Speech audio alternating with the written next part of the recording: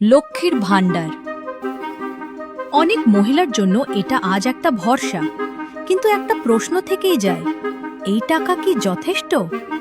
দাম তো প্রতিদিন বাড়ছে। আমরা বলছি এই প্রকল্প বন্ধ হবে না, বরং আমরা ক্ষমতায় এলে প্রতি বছর মূল্যবৃদ্ধির সঙ্গে মিলিয়ে টাকার পরিমাণ বাড়ানো হবে। কারণ আমরা জানি আজকের ১,৫০০ টাকা আগামী বছরের ১,৫০০ টাকার সমান নয়। কিন্তু শুধু টাকা দিলে হবে না, আমরা চাই মহিলারা নিজের পায়ে দাঁড়াক। তাই লক্ষ্মী ভাণ্ডারের পাশাপাশি প্রত্যেক মহিলার জন্য থাকবে প্রশিক্ষণ ও হাতে কলমে কাজ শেখানোর সুযোগ। যে যা করতে চান, কেউ তাঁত বুনতে, কেউ পড়াতে,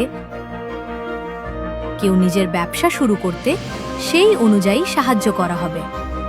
এর সঙ্গে থাকবে সহজ ঋণের সুবিধা।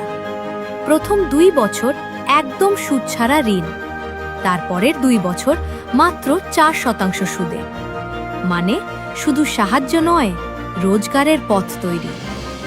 আমাদের লক্ষ্য পরিষ্কার, মহিলাদের শুধু সহায়তা নয়, স্বনির্ভর করা। কারণ বাংলার মেয়েরা বাঁচলেই বাংলা বাঁচবে।